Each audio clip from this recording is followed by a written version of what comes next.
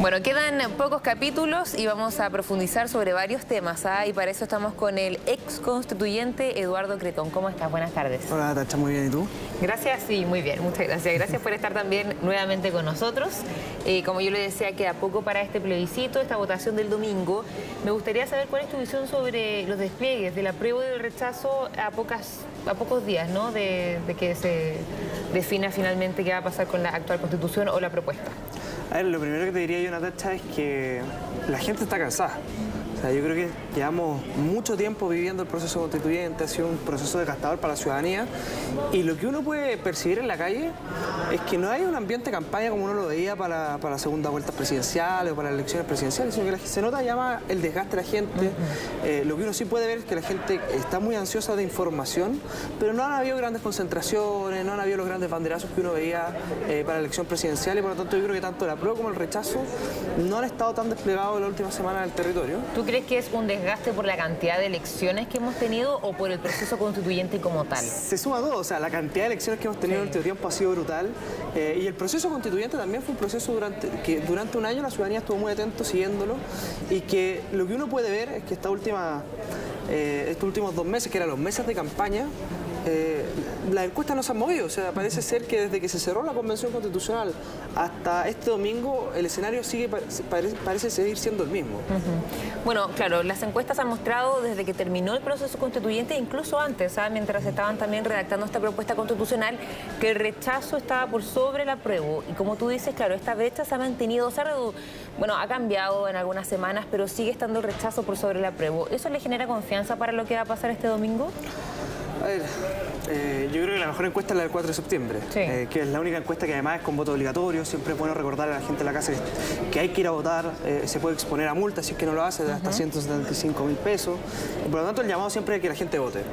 Yo creo que estamos ya a poquitos días de saber el resultado, y las encuestas dicen que parece que esto no se mueve mucho. Ahora, yo creo que, insisto, la mejor encuesta es la del 4 de septiembre, y yo no daría a nadie por ganador hasta que se cuente el último voto y que sepamos realmente qué es lo que dijo la ciudadanía este próximo domingo. ¿De qué depende, crees tú? Hemos visto ciertos hitos que estábamos hablando recién fuera de cámara de lo que ha pasado en los últimos días, por ejemplo, con estas manifestaciones en las cercanías de Plaza Italia, donde una carreta atropella a un ciclista. También vimos este acto de connotación sexual en la región de Valparaíso. Podríamos ver también ciertos efectos en relación a la formalización y detención de Héctor Yaitul. ¿Cómo analizas esos eventos puntuales? A ver, lo que yo creo que ocurre es que todos estos eventos nos demuestran una cosa, que es la profunda fractura social en la que está nuestro país. Y hay una fractura social que es tan grande que la forma en que tenemos que solucionar eso, desde mi punto de vista, es con un nuevo pacto social, con una nueva constitución. Ya el 80% nos dijo que no quería la constitución vigente, pero tampoco se va a solucionar toda esta fractura con una constitución que sea aprobada, por poner un ejemplo, con un 52, un 51% de los votos. Por lo tanto, acá lo que es importante es pensar, en caso en que gane el rechazo, cómo continúa el proceso constituyente, claro, darle garantía a la ciudadanía de que el proceso constituyente va a seguir, de que vamos a poder ponernos de acuerdo en tener una constitución que ojalá goce con una amplia legitimidad. Quien creo yo que le perjudican todos estos hechos por la falta de manejo que ha tenido ha sido el gobierno. Lo que nosotros hemos visto básicamente es un gobierno que ha estado completamente desplegado por una de las dos opciones, en este caso por el apruebo, con ministros como Giorgio Jackson sumamente cuestionados por intervencionismo electoral, y por lo tanto yo creo que eso no le juega al gobierno, porque el gobierno tiene que ponerse los dos escenarios. Si es que gana el rechazo, si es que gana el apruebo, el gobierno va a tener algo que decir en lo que venga después. Y mientras más se case con una de las dos opciones, que es lo que hemos visto esta última semana, o mientras menos sepa conducir los momentos de crisis, como lo que hemos visto en Plaza Italia, con lo que ha pasado con Yaitul, que además sumamente cuestionado el gobierno con respecto a las comunicaciones eventuales que hay entre el gobierno y la CAM, creo que pierde capital el gobierno para poder continuar el proceso constituyente. Cuando hablas de que afecta o afectaría al gobierno, ¿tiene relación con la opción del apruebo? Es que yo creo que este gobierno se la jugó en definir que este era un plebiscito sobre el gobierno.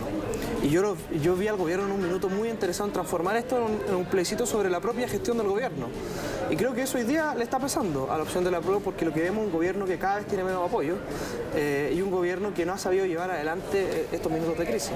Analicemos los hechos particulares de la región de Valparaíso. No voy a entrar en detalles, obviamente, ya sabemos lo que pasó con este show de connotación sexual, pero también al día siguiente hay una carreta que atropella a un ciclista, ¿cierto? Que sería una persona del rechazo atropellando a un ciclista del apruebo. ¿Cómo analizas esos dos puntos en específico? A ver, lo de la bandera en Valparaíso me parece completamente repudiable. Valoro la transversalidad que ha tenido esta condena. Absolutamente transversal, sí. Sin embargo, creo que hay un amplio sector de la opción apruebo que hace tiempo que ha venido en esta lógica de refundacional, de faltarle el respeto a los símbolos, de querer cambiarlo todo. Y yo creo que hoy día, por fin, se le termina pasando la cuenta al octubrismo. Yo creo que si hay algo transversal o que se está generando un acuerdo transversal es que el octubrismo ha sido uno de los grandes derrotados de este proceso. Y eso me parece bien por Chile, me parece bien por el país. Lo que ocurrió en Plaza Italia demuestra la fractura social en la que estamos, enfrentamientos entre ciclistas y los guasos, entre los guasos y los ciclistas. Y la verdad es que yo creo que acá siempre hay que hacer algo que no es sacar... No adelantar juicios sin saber realmente los hechos. Yo creo que hubo una condena bastante grande a lo que ocurrió con este carretonero que pasa por encima de un ciclista, que me parece terrible, pero después se demostró que él también venía de una fractura expuesta. Entonces lo único que tenemos certeza es que hay dos grupos que se enfrentaron y que no están siendo capaces de llevar adelante sus discrepancias de manera democrática, que es lo que debiese ocurrir en una sociedad. Yo creo que lo que ocurrió en Plaza Italia es una muestra más de la grave fractura social a la que estamos expuestos en Chile hoy día. ¿Qué pasa después del 4 de septiembre? Siempre hablamos, y sobre todo en este programa, que el proceso sigue. A pesar de lo largo que ha sido, lo intenso que ha sido para escribir esta propuesta constitucional, independiente de la opción que gane, este proceso va a continuar. Si es que gana el rechazo, ¿estás a favor de que se escriba una nueva constitución o quieres mantener la actual? Yo estoy a favor de que se escriba una nueva constitución. Creo que los jóvenes de la centro derecha hemos impulsado con fuerza esto. Y yo soy muy honesto en esto, por ejemplo. Yo estuve por el rechazo de entrada. Y después dije, bueno, hay que participar de este plebiscito. Y lo que partió como una constatación de hecho, que es que el 80% de los chilenos no quiere la constitución vigente, se ha transformado en una íntima convicción de tener una nueva constitución. ¿Y qué te hizo cambiar a ti eso? Primero, el plebiscito de entrada, y segundo, ver lo polarizado y lo fragmentado que está la sociedad. No, pero ¿qué te hizo a ti cambiar el hecho de que no querías cambiar la constitución y ahora que sí quieras cambiarla? Porque yo creo que si es que gana el rechazo y uno mantiene la constitución vigente, vamos a seguir viviendo en esta fractura social en la que estamos. Lo mismo ocurre si es que gana la prueba con un 51% de los votos. Lo que yo creo y estoy convencido es que si gana el rechazo tenemos que ser capaces de tener una nueva constitución que recoja lo bueno que hay en este proyecto, lo bueno que puede haber en el proyecto de Michelle Bachelet, lo bueno que hay en la constitución vigente, lo bueno que hay en nuestra tradición constitucional y que sea una constitución que finalmente logre unir a los chilenos un proyecto minimalista, no un proyecto maximalista como el que entregó la propuesta, porque yo creo que la constitución tiene que ser un punto de encuentro, un punto de unión, y lo fragmentado y lo polarizado que está hoy día en Chile demanda que seamos capaces de ponernos de acuerdo en una carta fundamental que quizás no va a ser como a mí me gustaría o como le gustaría a la gente de la izquierda, pero que al menos sea una carta fundamental donde todos digamos, saben que esto consta o tiene ciertos grados de legitimidad, cosa que yo no veo en el caso de la prueba. ¿Qué puntos? Por ejemplo, bueno, hemos visto que Vamos por Chile ha propuesto hace varias semanas ciertos puntos de cambio, ¿cierto? Pero, ¿qué es lo que a ti te gustaría quizás recoger de la actual Constitución, de la propuesta constitucional? A ver, lo primero yo creo que es fundamental entender el espíritu que hay detrás de esto. Que las constituciones del siglo XXI no se pueden escribir entre cuatro paredes, tienen que contar con cierta legitimidad de la ciudadanía. Una nueva convención. Más que una nueva convención hay distintas fórmulas. Una convención no es la única forma de hacer una propuesta, pueden ser otras, pero lo importante es que la gente que lo escriba sea gente legitimada por la ciudadanía. Eso como primer punto. Lo segundo, yo creo que hay varios derechos sociales que se incorporan donde había cierto consenso, el derecho humano al agua y un montón de otras cosas que yo creo que también hay que mantener. Pero así como es importante ver qué cosas uno dice que son positivas de este proceso, yo creo que tan o más importante es pensar qué fue lo que hizo fracasar este proceso, cuáles fueron los errores de este proceso. Yo creo que Chile Vamos ya ha dado muestras más que suficientes de que está por un proceso constituyente nuevo, pero lo que no nos han dado muestras de que no se van a repetir los mismos errores de esta convención constitucional han sido precisamente los sectores que tuvieron la mayoría y que fueron los que hicieron que este proceso fracasara. ¿Pero qué puntos, por ejemplo, hablando ya de los artículos que están en esta propuesta? ¿Sistema político podría ser uno, por ejemplo, la eliminación del Senado? Eso hay que cambiarlo de todas formas. Yo creo que un sistema político donde hayan dos cámaras es parte de nuestra tradición constitucional. Simétricas. Yo creo que más el debate si es que es simétrico o asimétrico, yo creo que tiene que ser una Cámara más bien revisora y una Cámara de Diputados, pero que ambos participen en la elaboración de los proyectos de ley. Lo que hace esta propuesta es brutal, porque le entrega todo el poder a la Cámara de Diputados y transita de un sistema de gobierno que es completamente complejo, porque si es que el presidente tiene mayoría en la Cámara de Diputados, puede hacer lo que quiera. O sea, un hiperpresidencialismo, peor incluso que el de la Constitución vigente. Sí, eso llamó la atención. Si el presidente no la tiene, manda al Parlamento. Entonces, claro, no es un régimen de gobierno armónico. Y sin un buen régimen de gobierno, Natacha, lo que tiene que entender la gente es que sin un buen régimen de gobierno, sin una buena distribución del poder, los derechos sociales son letra muerta. Hablemos de eso, de los derechos sociales.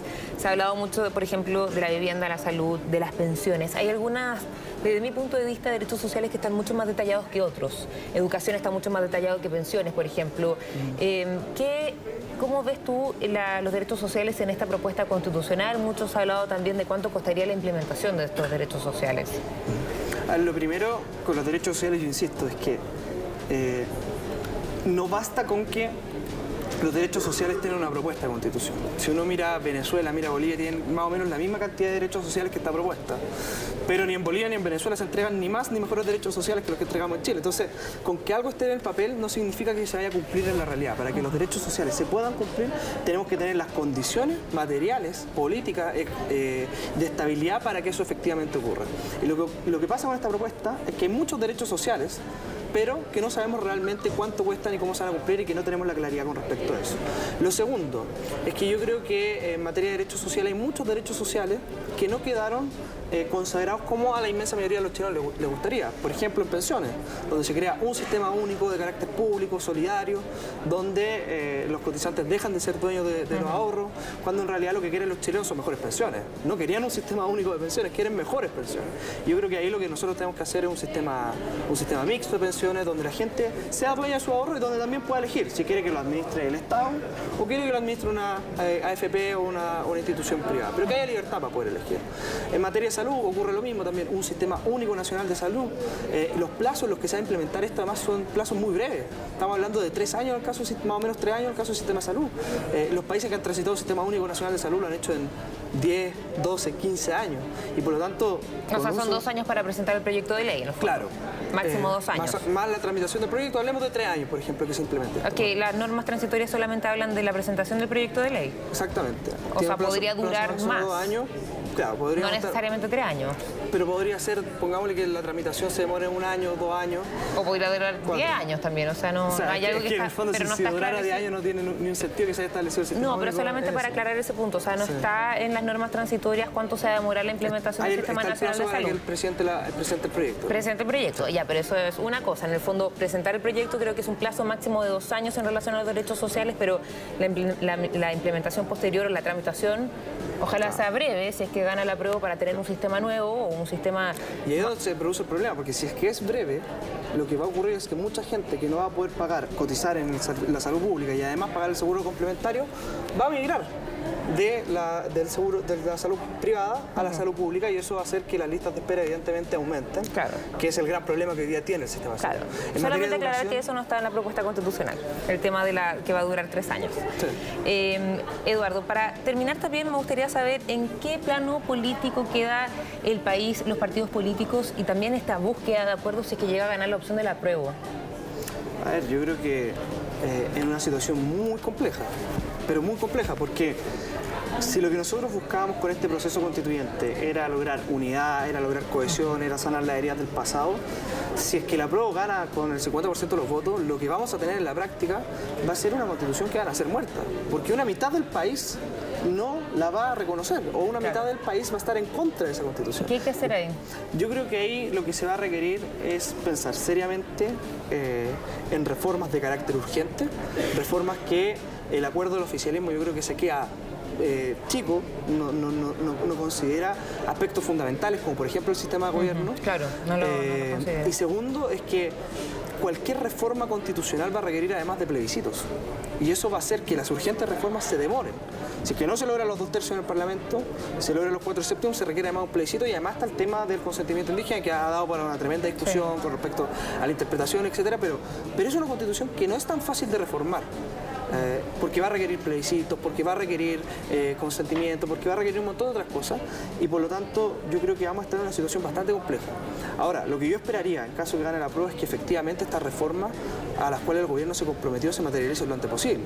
El tema es que nadie nos da seguridad de que efectivamente el gobierno y los partidos oficialistas van a poder implementar esas reformas, porque primero presentan este acuerdo a 3 semanas de la elección, lo que no me parece creíble, reconociendo que la Constitución quedó mala. O sea, todos los que están en la tesis de la aprobar para reformar, lo primero que reconocen es que esta es una mala propuesta, que hay que mejorarla de todas formas. Y segundo, estos puntos que muchas veces eran tratados de fake news o de que nosotros mentíamos, vienen a confirmar que muchas de las cosas que nosotros veníamos diciendo hace bastante tiempo, que efectivamente quedaron mal redactadas en la propuesta. Y lo tercero es que el acuerdo les duró 10 minutos, porque después de firmar el acuerdo, el presidente del Partido Comunista dice, bueno, estos son los acuerdos, pero nosotros no tenemos cómo garantizar de que efectivamente se van a cumplir. Y por lo tanto yo veo que va a ser bien difícil lograr esas reformas que va a requerir esta Constitución en el caso que gane la prueba. Yo lo que esperaría, y sobre todo lo que más me preocupa, sería la posición o la postura que tome el gobierno con respecto a esto. Porque por una parte vemos a un presidente como Gabriel Boric que dice que, bueno, que si es que gana la prueba hay que hacer la reforma, etcétera, pero por otra parte vemos un partido comunista que no cree que hay que hacer realmente reforma y que hoy día es uno de los partidos más importantes del gobierno. Y por lo tanto yo creo que en caso que gane la prueba va a haber un quiebre evidentemente dentro del gobierno del presidente Boric entre aquellos que van a estar para reformar y aquellos que van a querer implementar esta Constitución tal cual como viene. Sí, seguramente, bueno, quedan pocos días, ¿no? 5 días para este plebiscito de salida, 4 de septiembre.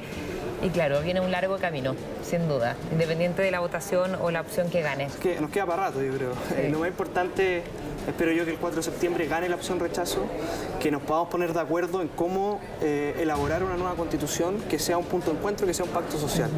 Las constituciones, más que la ley superior, son pactos sociales, y uno no puede construir pactos sociales sobre todas aquellas cosas que te dividen, sino que hay que buscar aquellas cosas en las que hay más o menos hay algún cierto grado de consenso para poder tener una buena constitución y para poder salir rápido de este tema constitucional.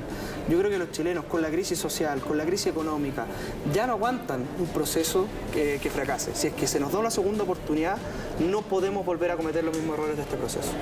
Bien, Eduardo Cretón, muchísimas gracias por tu tiempo, que estés muy bien. Hasta luego. Y nosotros nos despedimos, gracias por acompañarnos de Frente al Plebiscito, que esté muy bien, buenas tardes.